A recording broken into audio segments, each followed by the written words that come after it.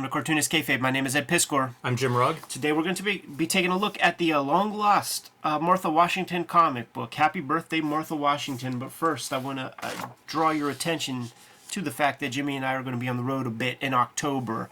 First for CXC in Columbus, Ohio, October 6th through 9th. Then at the end of the month, he and I will be at Baltimore Comic-Con, the birthplace, the Genesis idea where we hatched the scheme to create Cartoonist Kayfabe. October 28th through the 30th, and somewhere in between there, October 22nd, Jimmy's going to be at the Jacksonville Public Library at a zine festival. He's going to be the man of the hour there too, doing some talks and interviews in front on a dais in front of the crowd there. So make sure you do not miss that and wear your Cartoonist Kayfabe shirts in good fashion when you see the man. I also invite you guys to like, follow, and subscribe to the YouTube channel. Hit the bell so that we can notify you when new vids are available. That'll mitigate the kayfabe effect, which may be in effect with this video because I don't know this comic. Just discovered this comic digging around in the boxes, so I don't know how many of them are out there. But if you get your hands on these videos early enough, you'll be able to get first dibs on extra copies of this that you might find on Amazon, eBay, and the secondary market. And you'll also find the cheapest copies because it gets prohibitively more expensive as the day goes by. Watch these videos to the very end. That's going to push our video content out to a wider audience, and it makes it possible for us to continue bringing these videos to you as we increase our subscriber base. But here it is, the cover to Happy Birthday, Martha Washington, a comic I had no idea existed. I think I was with you, actually, Jimmy. We're digging around at Ides during one of their sales or something. Happened upon this thing, and just couldn't believe it. You know, like, I thought I read it all. Yeah, this was new to me. I thought I read all of the Frank Miller that I could ever get my hands on. And when you see something like this, it's like, when did this come out? Where did this come out? It's still early in the run. Like, there was Martha Washingtons that came out after this. Like, this completely slipped by my radar. Yeah, this feels like a little bit of a, I don't know, a tribute to Jack Kirby. And you know what? That back cover, flip that over one more time. You think it's digital? I believe it is digital. I think this is Dave Gibbons learning digital and experimenting with digital color here. So, yeah, if you look closely, I'm pretty confident this is a digital painting. Yeah, I was thinking about that stuff, man. Maybe using that clip at Manga Studio that early. Yeah, don't know the technique, but it definitely, that's what it looks like and feels like to me. And that's based on, like, when I was learning digital coloring, I feel like this is what my images would sort of look like. Almost looks like you could put line art on top of it. Doesn't that look like the guy from The Voice? I was going to ask you about this character design, specifically the helmet, because there's shades of, Magneto helmets, shades of old Gladiator helmets, but it also reminds me of Dave Gibbons was the artist in that Superman, Captain America, was it Superman that he's mashed up with in the DC Marvel crossover? Or something? Yeah, Super Soldier, and it makes me wonder, like, was he pulling some designs from that or vice versa? Yeah. Yeah, good call, man. I mean, there's a martial law character that looks this way. The Eagle, you can't help but think of Judge Dredd a little bit. Yeah, an interesting story. I like this issue. I enjoyed reading this week. Yeah, there's a couple of things at the beginning, and it makes me wonder, like, did they just appear elsewhere as, like, little trifles? Because they feel a little like that, right? Like, just kind of quick, one-and-done things. He's not credited, but there's no way that this is not Angus Mackay on the lettering duties, because we've seen this exact font in other Angus Mackay collaborations, like Body Count, or was it Bad Boy? Bad Boy. Yeah, Bad Boy. Which would have been maybe a little bit right after this, maybe? Yeah. Shortly after this. He is credited for color. Right. So he is doing the color on this. Yeah. And he's never, like, there was another piece we checked out where it was, like, Angus Mackay lettered that part. I really like some of these, like, weird drawings, like the ship flying through there. I thought it's really cool. I think that's really a good drawing. Absolutely. Dave Gibbons doing good drawings. Fucking Brooklyn Bridge toast.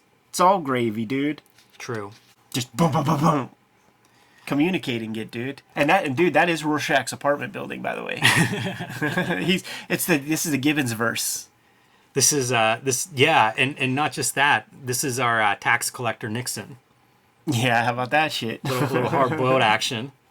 So Martha Washington dropped into the enemy state that is Manhattan and pulls this guy out of the floods and burning buildings. You see it's being bombed as she is behind enemy lines now, so in danger of those bombs falling. Never gonna forget this imagery, and it's it's kind of astonishing that people of our generation haven't exploited this, because we were kids when that first Desert Storm shit was on, and you would see that like night vision photography with the CNN guys, and you just see those dotted lines in the sky in the back. We'd never seen that before.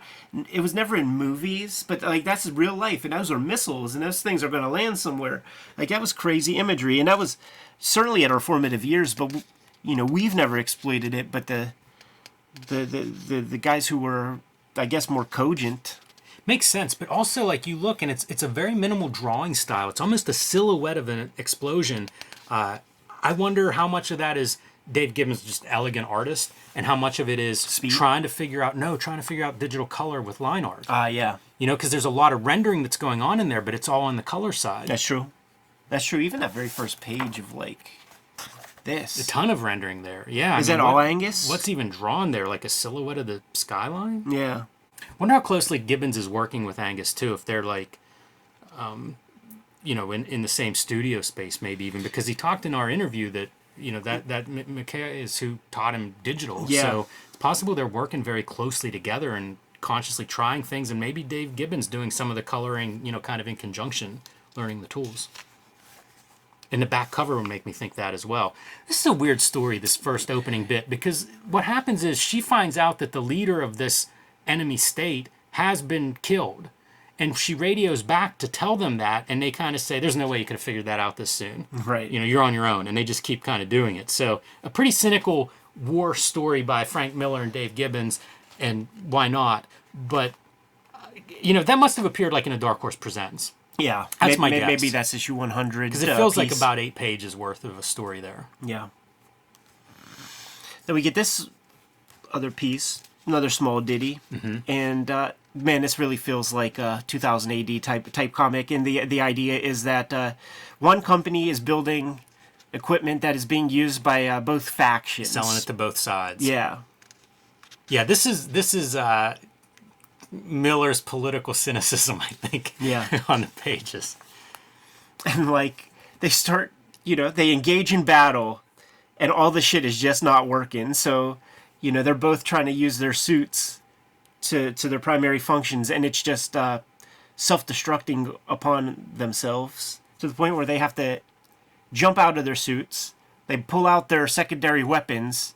Their secondary weapons get destroyed. Yeah, weird story where they're just mirror imaging each other. Yeah. They pull out some other gats, and then presumably chunk means that bullet misfired. Yeah, I guess so. And then they just can't help but laugh. Yeah, and hang out, but they don't talk politics. So old school, right? This is the nuts, or not the nuts story, but the story of Christmas on the front line. I can't remember if it's World War I or II, where the enemies, they actually kind of call their own little truce to celebrate the holiday and share the meager rations that they have together. Don't know if that's true or not. We but, swap stories. We don't talk politics. Yeah, it's a story I've heard before. There's more of that kind of digital coloring doing a lot of the art, background art. Yes, sir. Here at Cartoonist Kayfabe, we aren't just making videos about comics, we're making comics themselves, and we've got some big releases coming up this fall. Ed Piskor's Red Room, Trigger Warnings, collecting the second season of Red Room, is available in stores in September, but you can pre-order that now wherever you order books or comics. You want to pick that up now in time for the Christmas rush, because the way printing and paper shortages are, you want to make sure you pre-order this book to make sure you don't miss out, because once these are gone, it may take a minute or two to get the reprints, and you don't want to be stuck this holiday season without it. My Hulk Grand Design book, the retelling of the 60-year history of the Incredible Hulk, will be in stores in December in time for Christmas. Again, you need to pre-order that book now. Let Marvel know how many of these things to print. This is the best book that I have made. Marvel let me design this book. It's going to be a big, oversized, neon green book that you will want to add to your collection. Put a red bow on it, stick it under the Christmas tree for the Hulk fan in your life. And Street Angel, Deadliest Girl Alive from Image Comics has been out of print for almost a year. We'll be back in print by the end of August or early September. So put that on your pull list now at your local comic shop or online wherever you get books. And now back to our regular scheduled programming. Insubordination. This is the big story of this issue, the cover piece. Yeah, this is the story that I think of whenever I was saying it was fun to read this. And those first two stories, fine, but they're a little bit slight. But this one is feels a little different. You know, like I don't know where those other stories or this story appeared first, Right. but this feels different, a little more invested. I think this fella right here represents the platoon leader. So Martha Washington, second in command. She's the boss now. Yeah, and we're gonna see her make some hard decisions right here. I like that combination of the green uniforms versus the orange and reds of the explosions everywhere. Absolutely, feels really smart. So she's got this meager team, not very many people. She cannot afford to have one of these guys desert the unit or go off half cocked or do anything other than what the plan is. And of course, some guy is turning yellow and is just like, I'm done, man. I'm going with the goose steppers. Yeah, and you see another guy around him who's like, maybe he's right. You know, the danger of a dissenting voice is a few more people might join in. Right. She nips that in the bud right away. Doesn't hesitate. Yes. And, That's tough. And if she would have just hesitated a second, he would have got blown up anyhow. Because she's the only survivor of this shelling or explosion that's come down. I'd like to see the original art on this page. So curious, right? There's a lot of digital stuff happening there. When you see this piece right here, Captain Kurtz. You know who Captain Kurtz is, man? In Apocalypse Right. Now? Like, I started to think, like, is that what we're doing? We're going to go find some... Because they mentioned dissenting... They mentioned the dissenting, soldiers, Captain Kurtz. Like, do we have a Heart of Darkness by way of Martha Washington? How strange does this feel for, like, Dark Knight and Watchmen creators to be doing this book? I can't imagine somebody doing a war comic like this today, and especially guys of their caliber. It just feels like we have changed in terms of, I don't know, subject matter, conversation, something. This feels very different. Yeah, and people are just, they don't want, there's a chilling effect out there, and people are scared to get too much negative attention because the little Twitter mob will come after you or something like that. It also feels like there's a little bit of an oversimplification here, that it's almost like a pre-24-hour news cycle, internet media coverage. You know, like this is almost a simplistic depiction of war or something. Yeah, it's still comic books. You know, it's guys that it's like, neither of these dudes got their hands dirty. It's a funny artifact. Yeah, In that way. These are just comic book men. In the 90s, you know, like that's such a strange time period for comics where like this just feels like this lost comic. Yeah, totally. And then when you see this, and we're on this hunt for Captain Kurtz, like this really does feel like there's like a they're trying to put our minds into a place that, like, when we find this guy, he's gonna have heads fucking hanging from his neck and like all that kind of shit. Because it's using all those beats basically. She's Martin Sheen. Right. Yeah, that's interesting too. And then here he is humping the Liberty Bell. Making love with it, man. The horror. Yeah, it's bizarre. Even the color feels odd. We've gone from those tertiary orange and greens now to the red and blues. Yeah, man. Now we're at the poppy stuff, dude. Red, white, and blue. And she tends hut. Yeah, it's like the Captain America in this dirty future war. He's such an anachronism within this comic. Yeah, and it is no mistake about it. Like, by the time we get to him, this is not Marlon Brando. It is just fully Captain America. It is, and it's the Captain America of like World War II that's been woken up in the modern era. Yeah. and is out of place. Like, he has some of those qualities. Like, you don't know what to expect whenever... I didn't know what to expect reading this. But you get here, and I mean, like, he's a classic hero, square-jawed hero. Like, he's nice to her, he's patriotic.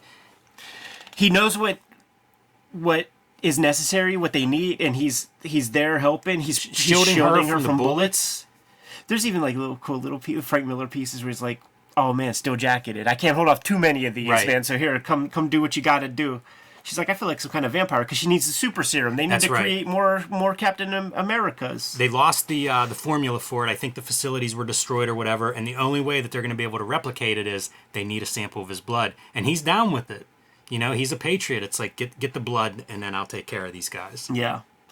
And then And she's his hero. Yes. That's what all the narration has built up to. Like, as a child growing up, like, he's always been her hero. And, you know, hard to do crying in comics.